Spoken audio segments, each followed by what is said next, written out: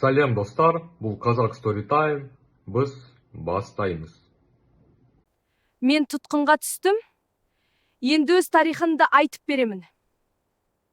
Хлороформ мен шаңның иісі 1988 жыл, Кабул. Ауғанстанның қапырық жазы. 1988 жылдың тамыз айы. Кеңес әскерлерінің Ауғанстаннан шығарылуы ввод войск басталған, бірақ соғыстың ең қанды, ең қатыгез кезеңі әлі аяқталмаған кезет.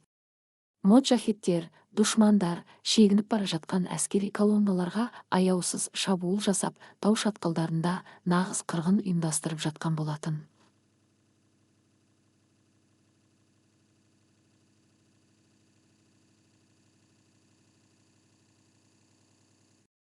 Кабулдағы орталық әскери госпитальдің операциялық бөлмесіндегі ауа қанның, йод пен хлороформның иісіне тұнып тұр. Операциялық үстелдің үстінде, жарық лампаның астында 26 жастағы әскери хирург аға лейтенант Әлия Оспанова тұрды. Оның ақ халаты мен бетіндегі маскасына қан шашыраған. Оның кішкентай, бірақ өте епті саусақтары кеудесінен оқ тиген 19 жасар жас сарбаздың өмірі үшін арпалысып жатты. Қысымы төмендеп барады. Қан құйыңдар. Тез. Деп бұйырды Әлия даусын қатайтып. Ол Алматыдағы медициналық институтты қызыл дипломмен бітіріп, әскери борышын өтеу үшін осы тозаққа өз еркімен сұранып келген еді. Оның мақсаты адам өлтіру емес, өлімнен арашалау болатын. 3 сағаттық ауыр операциядан кейін сарбаздың жүрек соғысы қалыпқа келді. Әлия маскасын шешіп, маңдайындағы терін сүртті. Оның көздері шаршаған, бірақ терең мейірімге толы еді. Ол дәлізге шыққанда, госпиталь бастығы, полковник оны күтіп тұрған екен. Әлия, демалуға уақыт жоқ деді, полковник ауыр күрсініп. Жалалабадқа баратын жолда біздің блокпостқа шабуыл жасалды. Ондаған жаралы бар. Оларды тікұшақпен әкелу қауіпті, душмандар стингермен атып түсіріп жатыр. Құрлық пен медициналық колонна, керуен жіберуіміз керек. Сен бас хирург ретінде сол керуенмен бірге барасың. Саған 1 сағат дайындыққа уақыт. Әлия үнсіз бас изеді. Ол бұл бұйрықтың қаншалықты қауіпті екенін білді. Жалалабадқа баратын таулы жол өлім жолы деп аталатын. Бірақ ол дәрігер еді, ал жаралылар оның көмегін күтіп жатқан болатын. Ол өзінің ең соңғы құрдымға бастайтын сапарына шығып бара жатқанын ол кезде тіпті сезген де жоқ. Қанды керуен, шатқалдағы бұғыну. Түстен кейін Кабулдан 4 бітір бронетранспортер мен қызыл крест белгісі салынған 2 медициналық Урал көлігінен тұратын шағын керуен жолға шықты.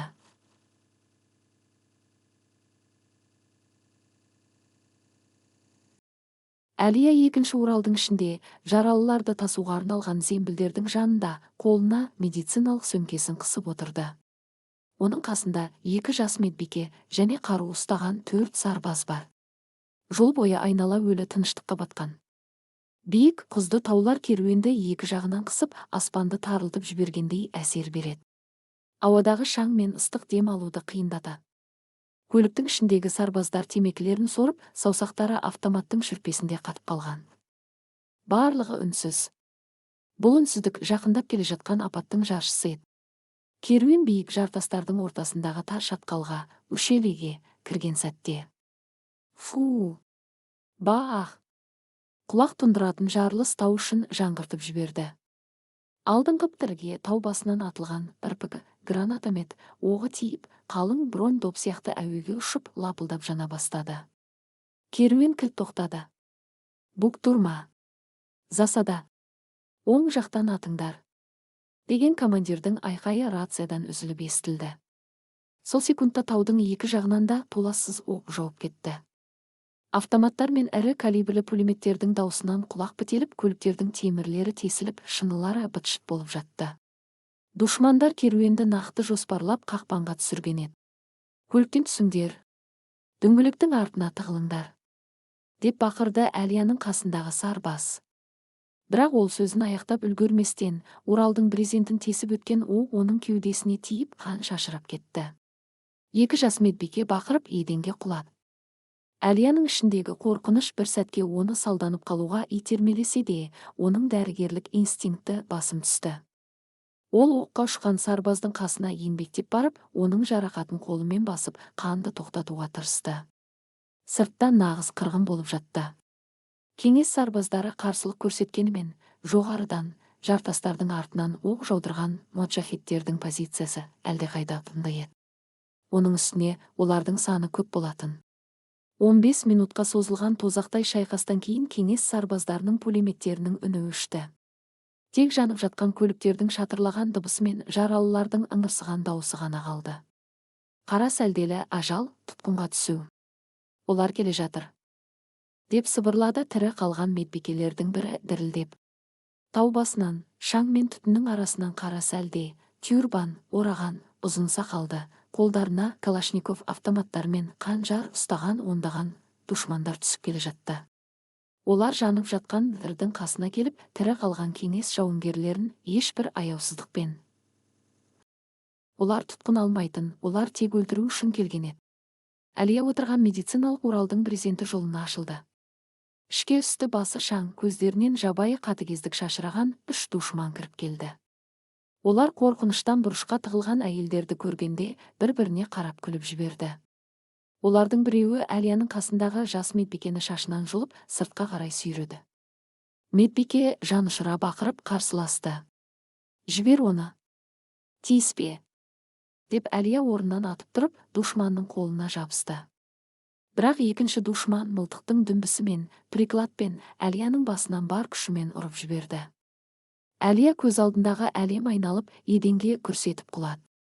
Оның құлағы шыңылдап, иесі кіресілі шығасылы болып жатты.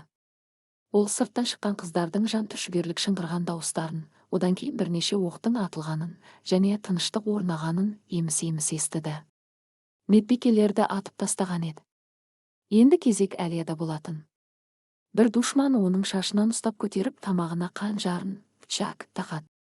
Ол Әлияның өмірін қиюға дайындалып жатқанда, Әлияның иығынан сырғып түскен медициналық сөмкесінен құрал саймандары, скальпельдер, дәрілер, бинттер еденге шашылып қалды. Сырттан қара шапан киген, бет әлпеті қатал топтың командирі кіріп келді. Ол шашылып жатқан медициналық құралдарды көріп, қолын көтерді. «Сабыр! Тоқта!»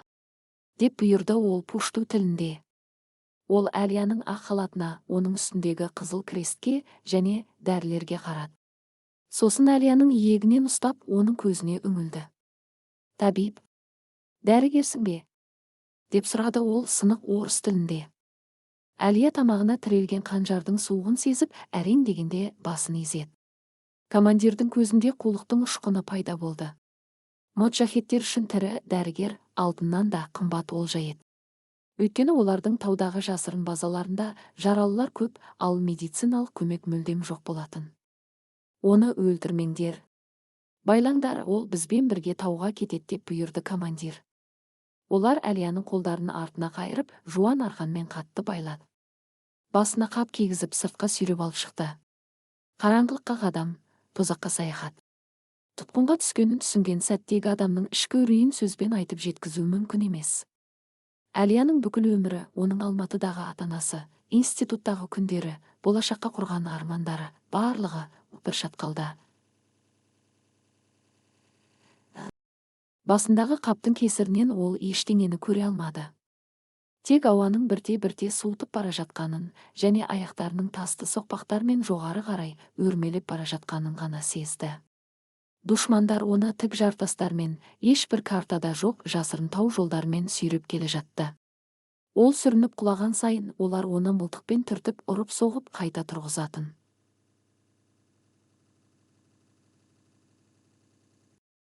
Бұл қорқынышты жаяу жүріс неше сағатқа, неше күнге созылғанын ол білмеді. Оның аяқтарындағы әскери бәтеңкелері жыртылып, табанынан қан ақты. Тамағы кеуіп, шөлден еріндері жарылды. Бірнеше рет есінен танып қалды, бірақ олар оның бетіне мұздай бұлақ суын шашып қайта оятатын.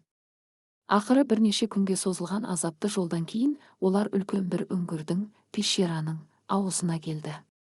Бұл Гиндукуш тауларының ең түкпіріндегі кеңес авиациясының бомбалары жете алмайтын моджахеттердің жасырын базасы еді. Әлияның басындағы қапты жұлып алды. Жарықтан оның көзі қарығып кетті. Ол айналасына қарады. Тас қабырғалар, қалды. Оның артындағы үңгірдің ауыр темір қақпасы гүрс етіп жабылып құлыпталды. Әлияның тізесі бүгіліп тас еденге құлады. Ол бұл қақпаның арғы жағында, оның отанында, оны басшылық ресми түрде хабар ошсыз кеткен.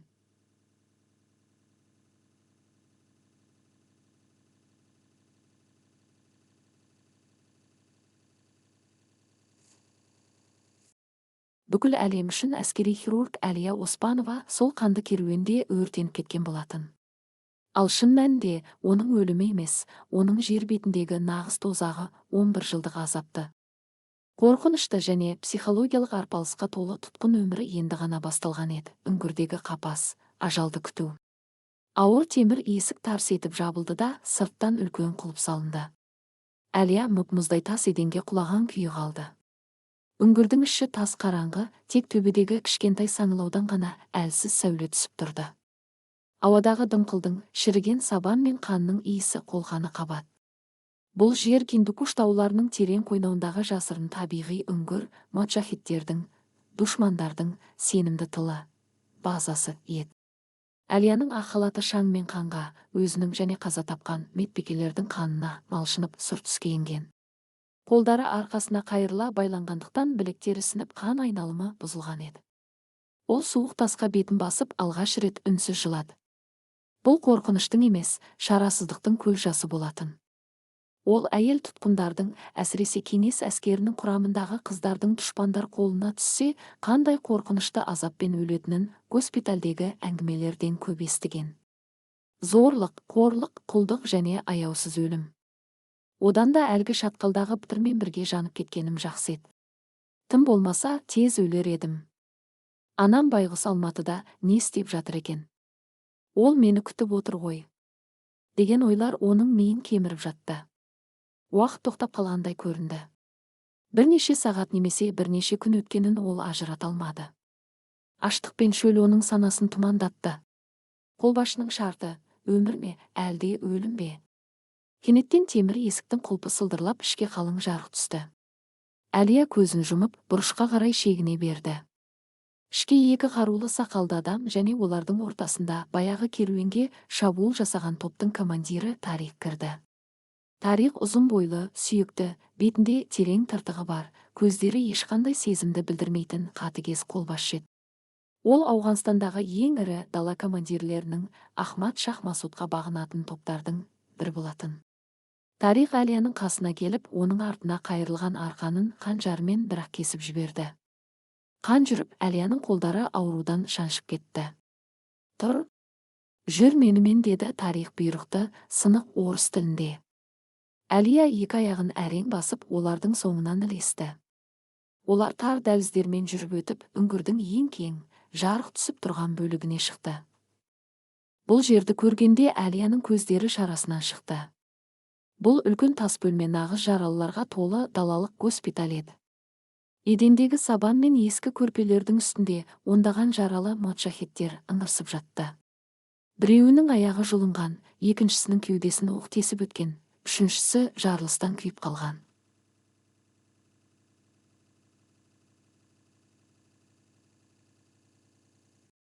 Айнала қан сасып, жаралардың іріңдеген иісі мұрын жарады.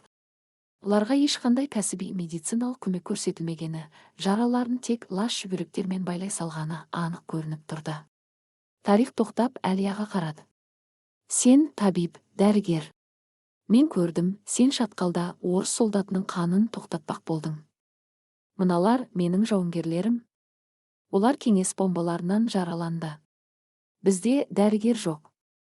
Тек шөппен емдейтін шалдар ғана бар. Мен саған шарт қоямын. Егер сен оларды емдесең, жараларын тіксең, сен тірі қаласың. Біз сені өлтірмейміз, саған тамақ береміз. Егер бас тартсаң немесе біреуін әдейі өлтірсең, мен сені осы үңгірдің сыртындағы иттерге тірілей тастаймын.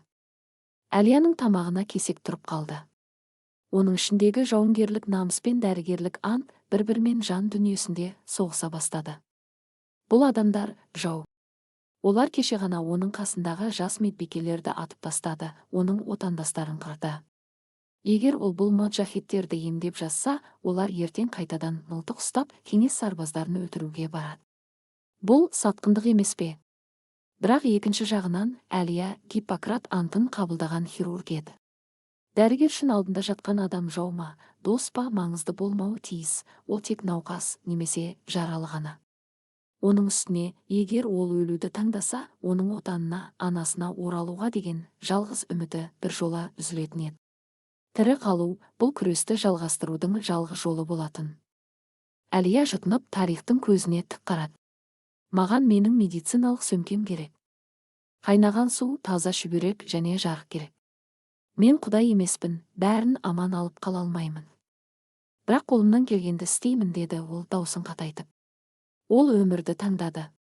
Тарих ризашылықпен басын изеп, өз жігіттеріне бұйрық берді. Әлияның тартып алынған медициналық сөмкесін алдына келіп тастады. Бұл оның 11 жылдық азапты дәрігерлік қызметінің алғашқы минуты еді. Қан мен тер, алғашқы ота. Әлияны ең ауыр жаралы жатқан бұрышқа алып келді. Бұл жасы 20-лар шамасындағы жас жігіт еді. Оның оң аяғын снарядтың жарқыншағы жұлып кеткен. Тізеден төменгі бөлігі сүйектері шашылып, еті қарауытып іріңдей гангрена бастаған болатын. Жігіт ыстығы көтеріліп сандырақтап жатты. Егер аяғын кеспесе, ол бірнеше сағатта қанның бұзылуынан сепсис өліп кететін еді. Бұның аяғын ампутациялау, кесу керек. Дереу, деді Әлия сөмкесінен скальпельмен қан тоқтататын қысқыштарды, зажимдерді шығарып. Менде наркоз жоқ. Тек кішкене ғана новокаин қалды. Ол бұл ауырсынуға жетпейді. Тарих жігіттеріне қарап бірден айтты. Бір моджахид жүгіріп барып, кішкентай табақшамен қою, қара түсті сұйықтық әкелді. Бұл таза көкнәр, опиум шырыны еді. Олар оны жаралы жігіттің аузына күштеп құйды да, аузына қалың ағаш таяқшаны тістетті. 4 ірі жігіт оның қол аяғынан басып тұрды. Бұл нағыз орта ғасырдағыдай жағдай болатын. Тазалық, стерилділік туралы сөз қозғаудың өзі артық еді. Әлия қайнаған суға скальпельдерін және қарапайым темір араны, хирургиялық ара жоқ болғандықтан, дұшпандар әкелген ағаш кесетін кішкентай араны отқа қақтап, спиртпен сүртті, салып алды. Бастадым, деді Әлия, ол қанды шүберектерді кесіп тастап, жігіттің жарасына кірісті. Әлия скальпельмен теріні кескен сәтте, жаралы жігіт жанұшыра бақырып, ағашты шайнап тастай жаздады. Оның дауысы үңгірдің ішін жаңғыртып жіберді. Бірақ Әлия тоқтамады. Оның қолдарында ешқандай діріл жоқ. Ол қан тамырларын жылдам тауып, жіппен байлап жатты. Арамен сүйекті кескен кездегі шыққан дыбыс қасында тұрған қатыгез дұшпандардың өзін түршіктіріп, олар теріс айналып кетті. 1 сағатқа созылған тозақ аяқталды. Әлия аяқтың кесілген тұсын, культяны терімен жауып, тігіп шықты.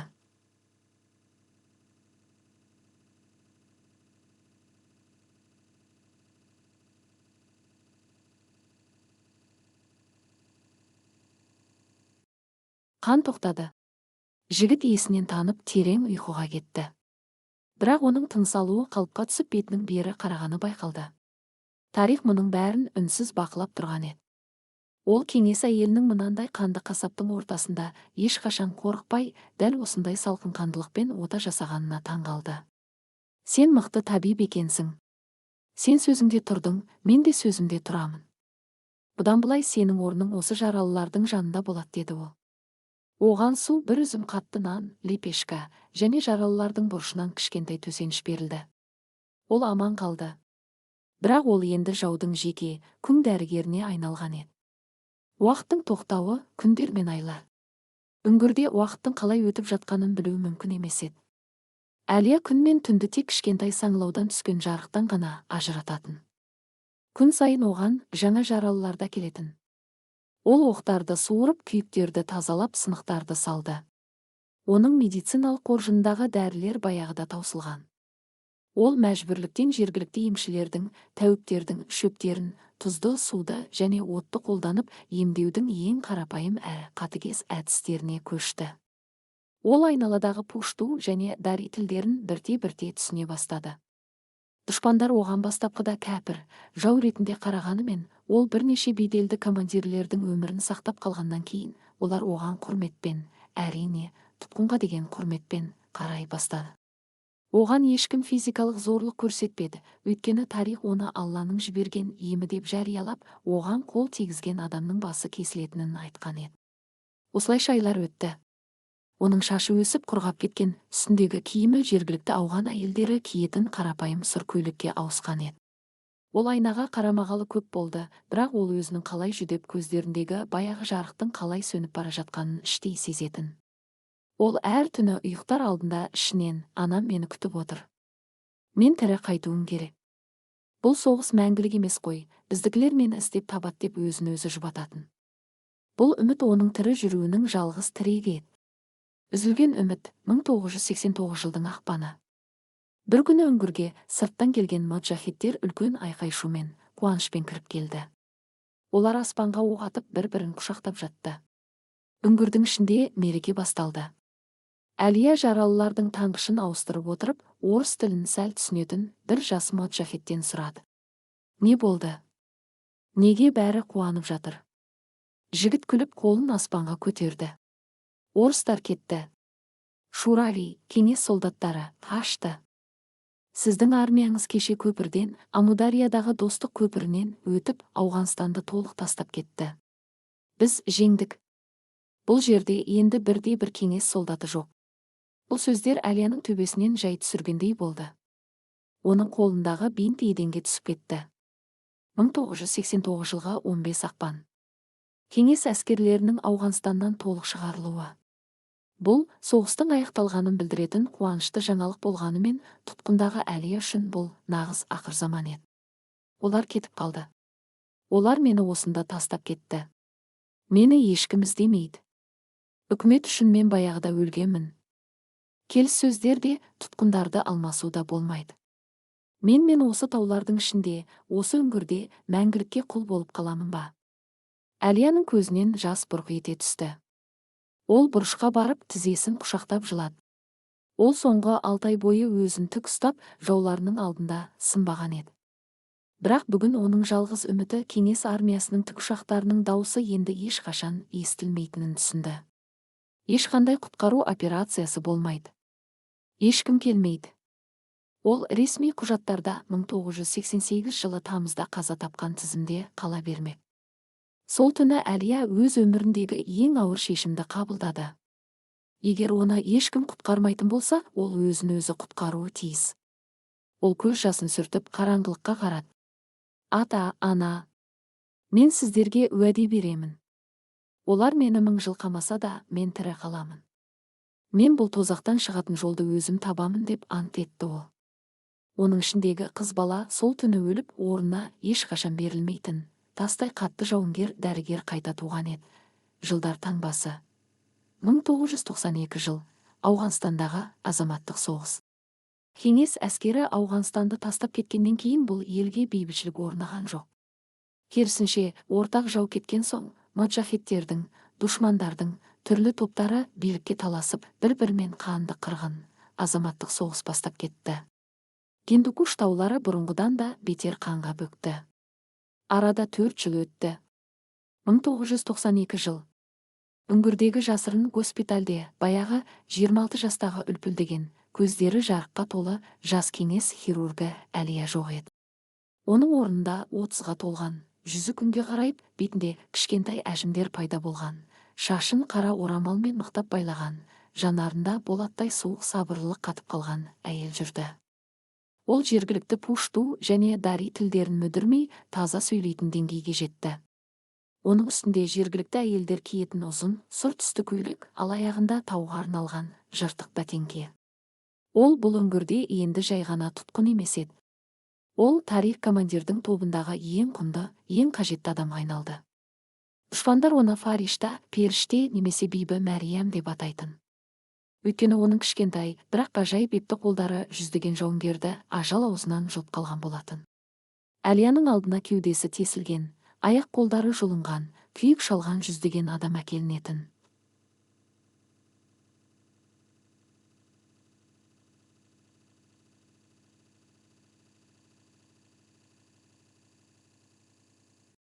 Ол оларды ешқандай эмоциясыз, робот сияқты механикалық түрде тігіп кесіп емдейтін. Оның ішіндегі кеңес хирургінің Гиппократ антымен жауды жек көру сезімі әлдеқашан өліп, орнына тек бір ғана жабайы инстинкт, тірі қалу инстинкті орнаған еді.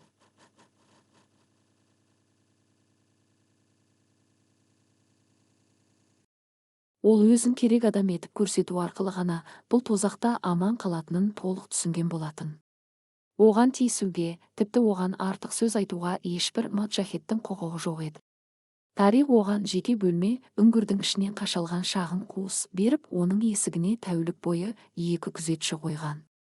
Бұл құрмет емес, бұл ең қымбат мүлікті алтынды күзеткендей күзетеді. Психологиялық қорған, сананы сақтап қалу.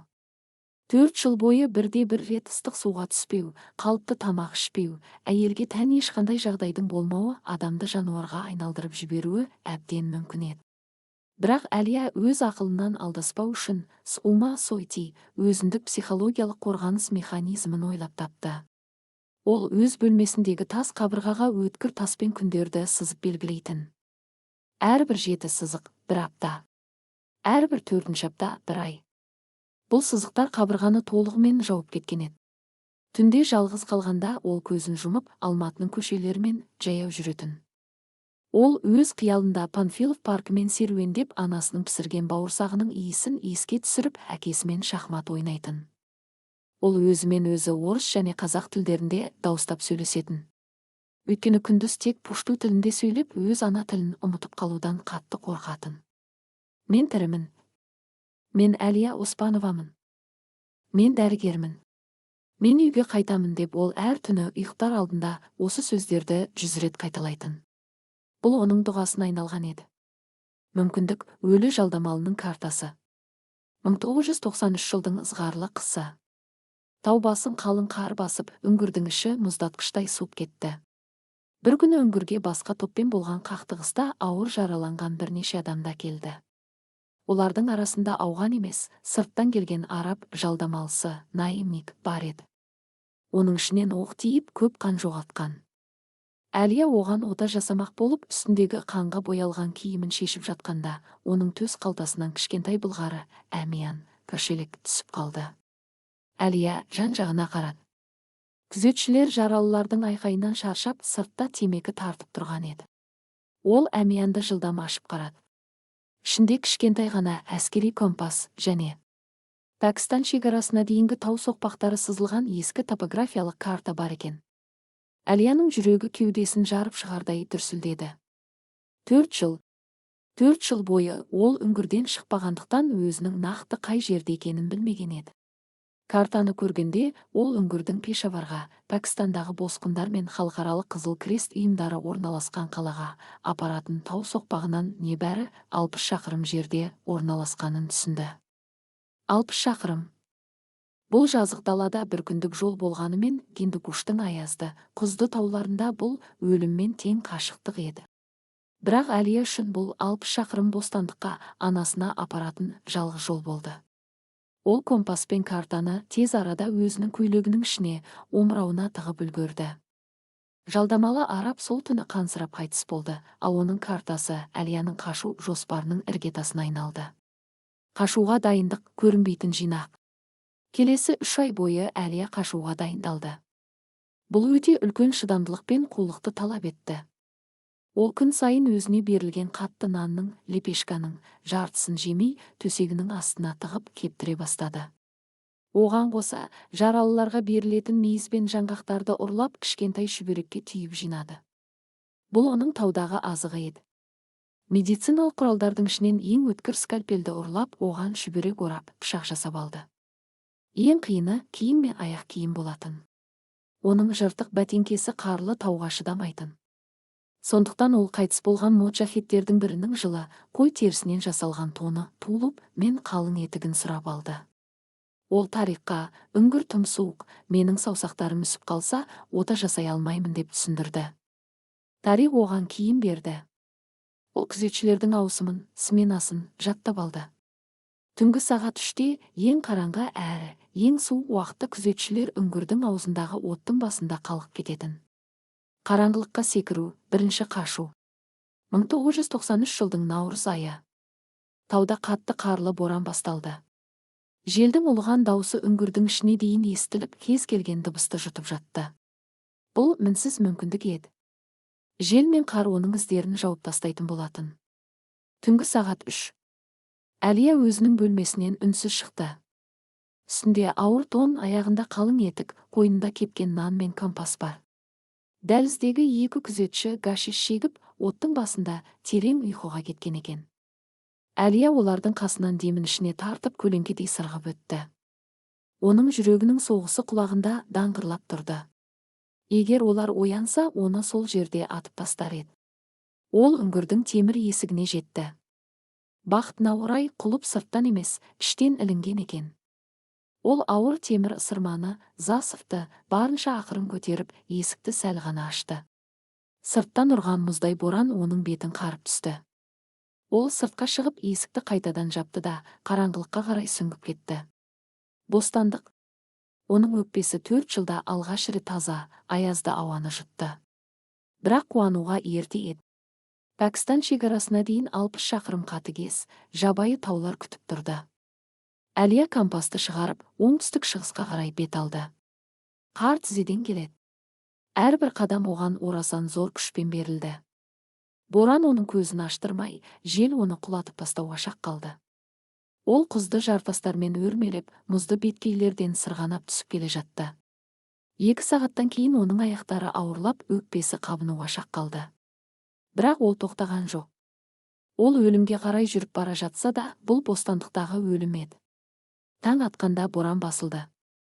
Әлия қардың астына тығылып, кепкен нанын шайнап компасқа қарады. Ол түні бойы бар жоғы 10 шақырым ғана жүріпті. Таудың масштабы мен оның физикалық әлсіздігі өз дегенін жасаған еді. Аңшылық және ұсталу. Таңғы сағат 8-де үңгірде дабыл қағылды. Парижда жоғалды деген айқай бүкіл лагерді аяғынан тік тұрғызды. Тарих ашудан жарыла жаздап күзетшілерді сабап тастады. Ол алысқа кете алмайды. Ол тауды білмейді. Тез арада із кесушілерді, ішшілерді және иттерді жіберіңдер. Тірідей әкеліңдер, бірақ аяғын сындырсаңдар да мейлі. Деп бақырды ол. 3-ші күні Әлияның күші толық сарқылды. Оның аяқтарындағы етік су өтіп, бақайлар үсіп кете жаздаған. Ол таудың басындағы жартаста отырып, төмендегі аңғардан өтіп жатқан шағын топырақ жолды көрді. Бұл Пәкістанға баратын жол болуы тиіс еді. Оның көзінен қуаныш жасы шықты. Бірақ кенеттен оның артынан, тастардың арасынан иттердің үрген дауысы мен еркектердің айқайы естілді. Анау. Ол ана жартаста отыр. Әлия орнынан атып тұрып төмен қарай қашпақ болды. Бірақ оның қатып қалған аяқтары оған бағынбады. Ол сүрініп кетіп қарға құлады. Екі үлкен тау төбеті оған жетіп келіп, ырылдап, оның тонынан тістеп алды. Артынша 5-ке жуық қарулы моджахет жүгіріп келді. Олардың көздері қанталап кеткен еді. Қаншық, сен бізден қашпақ болдың ба? Деп біреуі Әлияның бетінен автоматтың дүмбісімен бір ұрды. Әлияның аузынан қан бұрқ ете түсіп, иесінен танып қалды. Ең үлкен үміт, ең алғашқы қашу әрекеті осылайша қайғылы аяқталды. Ол бостандыққа қол созым жерде қалғанда қайтадан тұтылды. Қатыгез сабақ, тас зындан. Оны сүйреп қайтадан үңгірге әкелді. Әлия есін жиғанда, ол тарихтың алдында еденде тізерлеп тұр екен. Үңгірдегі барлық моджахеттер жиналып, оған өшпенділікпен қарап тұрды. Әлия басын көтерді. Оның беті ісіп, ерні жарылған, бірақ көзінде қорқыныш жоқ еді. Ол өлуге дайын болатын. Тарих оған жақындап, оның иегінен мықтап ұстады. Сен ақымақсың, Фаришта, сен мына таулардан қашып құтыламын деп ойладың ба? Бұл таулар Кеңес империясының өзін жұтып қойған. Сендей кішкентай әйелді бір күнде өлтіреді. Мен сені атып тастай алар едім. Бірақ сен маған тірі керексің. Алайда сенің ішіңдегі үмітті өлтіруің керек. Тарих күзетшілерге белгі берді.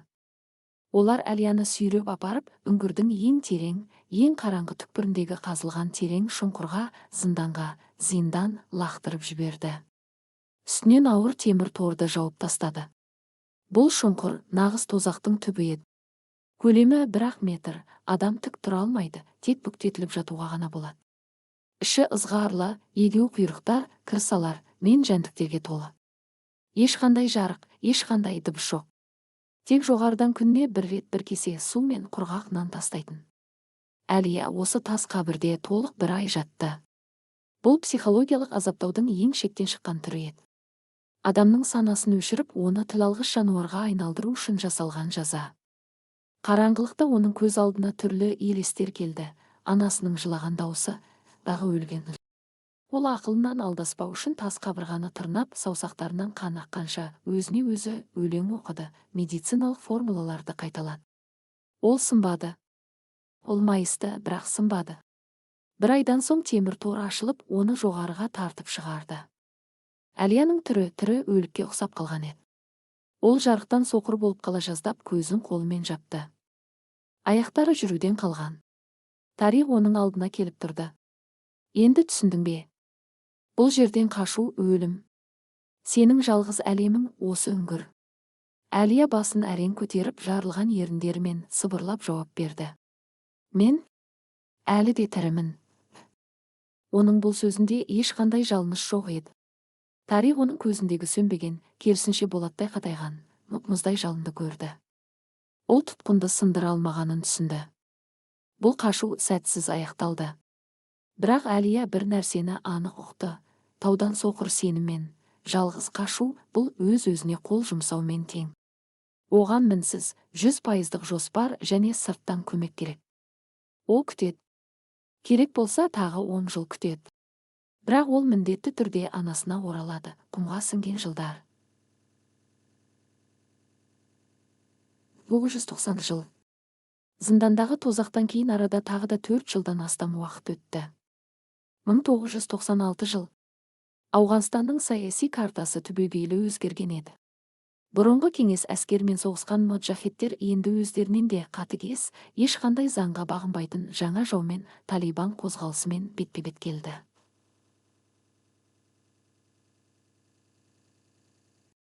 Талиптер Кабулды басып алып, Ахмад Шах Масудқа бағынатын командирлерді, оның ішінде тарихты да солтүстікке, Гиндукуш пен Паншердің ең қатаң, ең суық шатқалдарына қарай ығыстырды.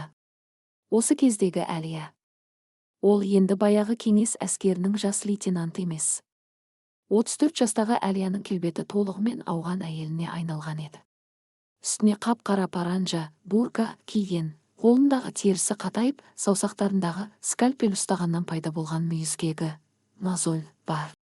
Оның жанары тіпті қатыгез тарихтың өзін қаймықтыратын. Ол көп сөйлемейтін, күлмейтін, жыламайтын. Ол тау ішіндегі тірі аңызға, өлім періштесіне айналды. Тарихтың сарбаздары оны қасиетті адам санайтын. Оның бөлмесіне кіруге ешкімнің дәті бармайтын. Өйткені ол 4 жыл ішінде талай қолбасшының жұлынған шегін қайта тігіп, талай жауынгерді дүниеден қайтарып әкелген еді. Бірақ бұл құрмет оған бостандық бермеді. Қайта оның үңгірге байланған шынжырын одан сайын қаттырақ қыса түсті. Олар үшін Әлия әлемдегі ең қымбат, жоғалтуға болмайтын медициналық қару еді. Күтпеген одақтас Зүбәйірдің келуі. Күздің салқын түні. Үңгірдің ішіне талиптермен болған қақтығыста жараланған ондаған адамда келді. Олардың арасында қансырап жатқан, жасы 10-дар шамасындағы кішкентай ауған баласы бар еді. Оның аты Зүбәйір. Ол тарих отрядына оқ-дәрі таситын жетім бала болатын. Артиллерия оғының жарқыншағы, осколок оның кеудесіне кіріп кеткен екен. Тарих Әлияның қасына келіп қатаң бұйрық берді. Ол жай ғана тастанды бала. Оған дәріні де, уақытты да құртпа. Маған анау жатқан 2 пулеметшіні тірілтуің керек. Ал мына бала бәрібір өледі, оны сыртқа шығарып тастаңдар. Моджахеттер Зүбәйірді сүйреп әкетпек болғанда, Әлияның ішіндегі 8 жыл бойы ұйықтап жатқан аналық сезімі, адамгершілігі бұрқ ете түсті. Бұл өліп бара жатқан баланың көздерінен ол шарасыздықты, өзінің жастық шағындағы бейшара күйін көргендей болды. Әлия орнынан атып тұрып, моджахеттердің қолын қағып жіберді. Ол тарихқа бұрылып, жүзін жапқан паранжасын ашып тастады. Оның көздерінен от шашырап тұрды. Егер мына баланы сыртқа шығарсаң, мен скальпелімді сындырып, өз тамырымды кесемін. Ешкімге ота жасамаймын, деп ақырды ол пушту тілінде. Бұл оның 8 жылдағы алғашқы ашық қарсылығы еді. Тарих шошып кетті. Ол фариштаның мұншалықты ашуланғанын бірінші рет көру еді. Дала командирі өз пулеметшілерінен айырылып қалудан қорқып артқа шегінді. Сен есіңнен адасқансың. Жарайды, бала сенікі. Бірақ менің адамдарым өлсе, мен оның басын өз қолыммен кесемін. Әлия Зүбәйірді өз төсегіне жатқызды. 3 сағат бойы ол тозақ жағдайында әлсіз майшамның жарығымен баланың кеудесін ашып, өкпесіне тие жаздаған темір жарқыншағын қысқышпен, пинцетпен суырып алды. Тігін жібімен жарасын тігіп, оған өз үлесіндегі ең соңғы антибиотиктерді салды. Зүбәйір аман қалды. Бұл оқиға Әлияның тағдырындағы ең үлкен бұрылыс еді. Зүбәйір есін жиып, аяққа тұрғаннан кейін, Әлияның қасынан бір елі ажырамайтын адал көлеңкесіне айналды. Ол үшін Әлия дәрігер емес, өзінің туған анасындай болып кетті. Зүбәйір үңгірдің әрбір тесігін, күзетшілердің әрбір әлсіз түсін білетін өте қу, пысық бала еді. Ол Әлияға тамақ ұрлап әкеліп, оған үңгірдің сыртындағы жаңалықтарды жеткізіп тұратын одақтасқа айналды. Ескі радио, сыртқы әлемнің үні. Бір күні кешке Зүбәйір Әлияның бөлмесіне қойнына бірдеңе тығып жасырынып кірді. Фаришта, қараңызшы, мен не таптым, деді ол сыбырлап. Ол қойнынан шаң басқан, корпусы сынған, бірақ антеннасы аман қалған кеңестік ескі әскери радио қабылдағышты радиостанция. Бұл баяғыда өлтірілген кеңес байланысшысынан қалған зат болуы тиіс еді. Зүбәйір оны қаза тапқан бір моджахидтің дорбасынан ұрлап алыпты. Әлияның қолдары дірілдеп кетті. Радио. Бұл 1988 жылдан бері сыртқы әлеммен байланысудың жалғыз жолы еді. Бірақ радионың ішіндегі батареясы өліп қалған екен. Зүбәйір, маған аккумулятор керек. Кез келген ескі көліктен немесе рациядан сымдар әкелші. Тек ешкім көріп қалмасын, деді Әлия көзіне жас алып. Зүбәйір бір апта бойы үңгірдің қоймасын ақтарып, ақыры ескі батареялар мен мыс сымдарды тауып әкелді. Әлия түні бойы көрпенің астында қараңғыда саусағымен сипалап отырып, радионың платасын сыммен жалғап, қолдан қуат көзін, кустарный аккумулятор жасап шығарды. Түнгі сағат 2. Үңгір терең ұйқыда. Әлия көрпесінің астына кіріп, Зүбәйір екеуі демдерін ішіне тартты. Ол радионың бұрағышын ақырын бұрады. Радиодан әлсіз шеткен дыбыс шықты. Толқын іздеп бұрауды жалғастырды. Бір кезде қалың эфир шуылының арасынан адамның дауысы естілді. Бұл Дарий немесе пушту тілі емес еді. Бұл в студии программа «Время». Сегодня в Москве прошли переговоры. Орыс тілі. 8 жылдан кейін естіген ана тіліне жақын кеңестік диктордың дауысы. Әлияның тамағына кесек тұрып, ол екі қолымен аузын басып, үнсіз еңіреп жылап жіберді. Оның денесі дірілдеп, көз жасы тоқтамады. Бұл дауыс оның миындағы өлген әлемді қайта тірілтті. Ол бұл әлемнің әлі де бар екенін, өмірдің тоқтап қалмағанын сезінді. Толқынды сәл бұрап еді, музыка естілді. Орта азиялық толқыннан, мүмкін Ташкент немесе Алматыдан әлсіз ғана жеткен қазақ домбырасының үні. Құрманғазының күйі тауларда асып, осы тас зынданға жеткендей болды. Әлия радионы кеудесіне басып құшақтап алды. Оның ішіндегі тасқа айналған қабық сынып, баяғы қыздың жүрегі қайта соқты. Мен қайтамын. Қандай жағдай болмасын, мен анамның қасына қайтамын. Зүбәйір, біз екеуміз бұл жерден қашамыз, деп сыбырлады Әлия көз жасын сүртіп. Бала оның сөзін түсінбесе де, оның көзіндегі шешімді көріп басын изеді. Қара сәлделі ажал, талиптердің шабуылы.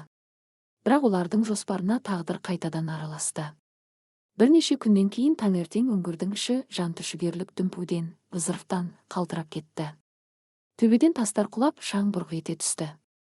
Талибан. Талиптер келді. Қақпаны қорғаңдар, деген айқайлар үңгірдің ішін тозаққа айналдырды. Талиптер тарихтың жасырын базасын тауып алған еді.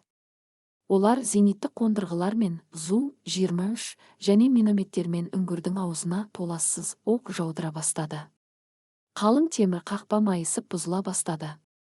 Үңгірдің ішінде дүрбелең басталды. Моджахидтер қаруларын алып есікке қарай жүгірді, бірақ сырттан кірген пулемет оғы оларды шөптей ұрды. Тарих қанға боялып, қолына автоматын ұстап, Әлияның бөлмесіне кіріп келді. Фаришта, жинақтал. Біз бұл үңгірді тастап шығамыз. Құпия туннелі арқылы таудың екінші жағына өтеміз. Деп бақырды Тарих, оның көзінде алғаш рет қорқыныш бар еді. Өйткені талиптер тұтқын алмайтын, олар бәрін бауыздап тастайтын қатыгез күш болатын.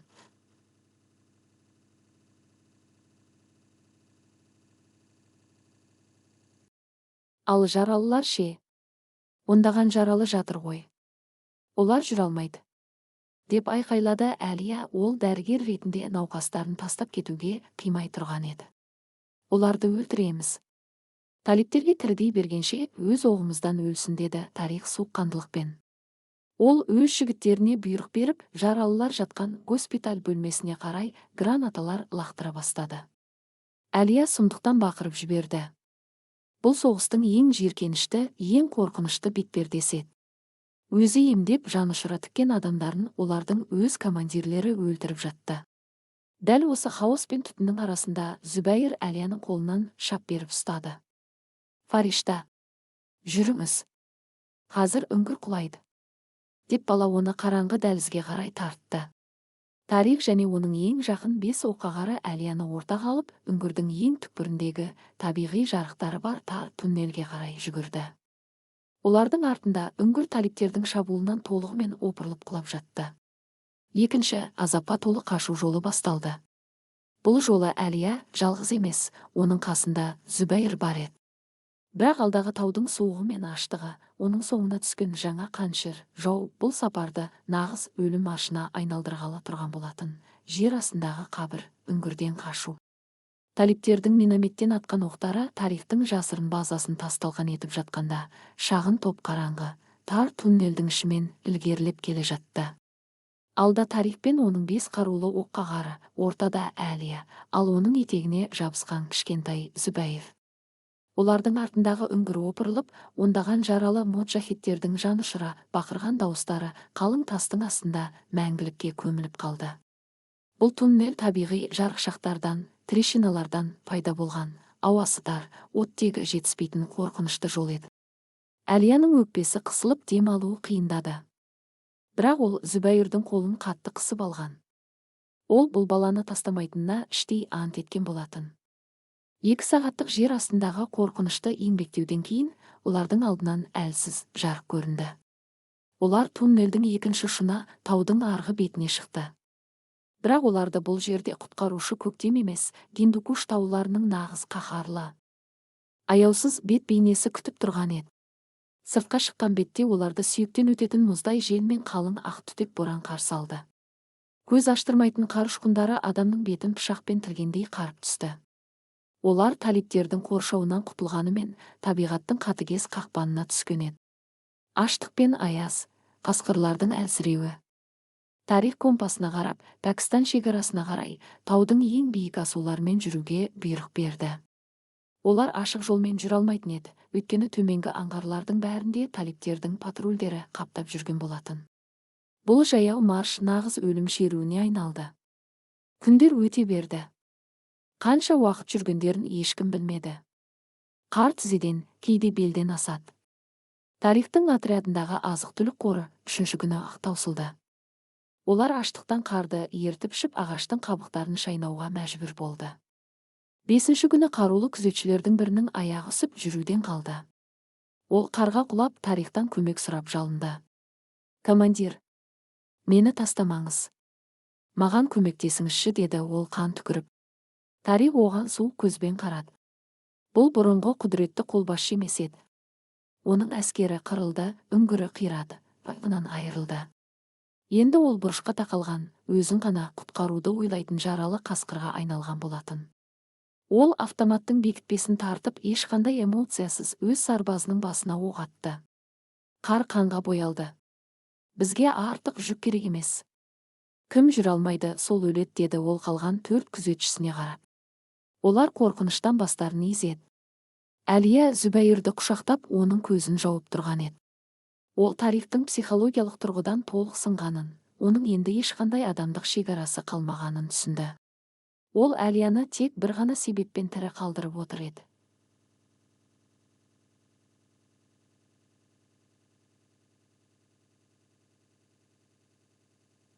Станшегі. Әлия ол үшін жай ғана тірі тауар болатын. Үңгірдегі түнеу, өлімнің жақындауы. 7-ші күні боран тіпті күшейіп, алға қадам басу мүмкін болмай қалды. Олар таудың жартасындағы кішкентай, малшылардан қалған тас қуысқа, шағын үңгірге тығылды.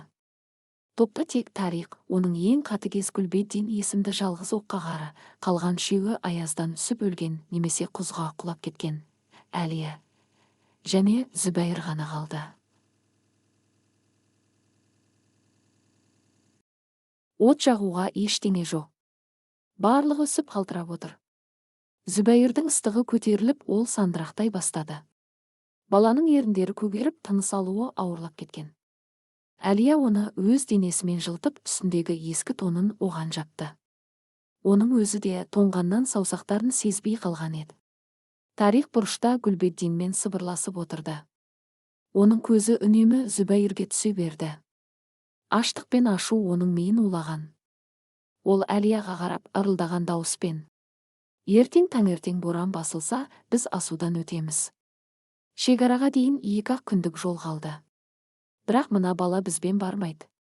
Ол жүре алмайды. Ол біздің жылдамдығымызды тежейді. Ертең оны осында тастап кетеміз».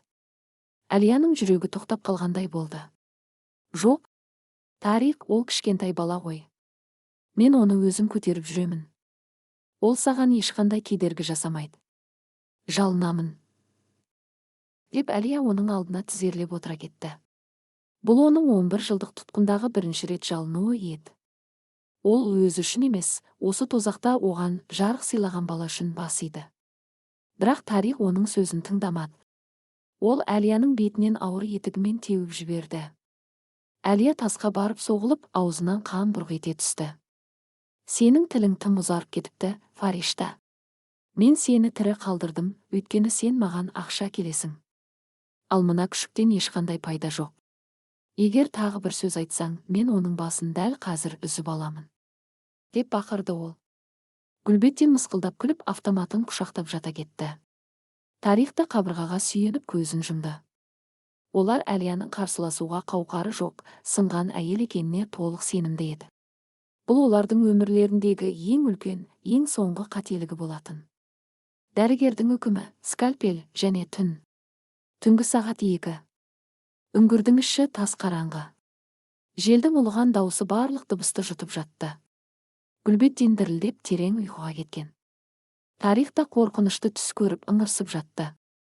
Әлияның аузындағы қаны кеуіп беті ісіп кеткен. Ол қасында ыстығы көтеріліп, әрең дем алып жатқан Зүбәйірдің шашынан сипады. Бала оның қолын қатты қысып алған. Олар оны ертең өлтіреді.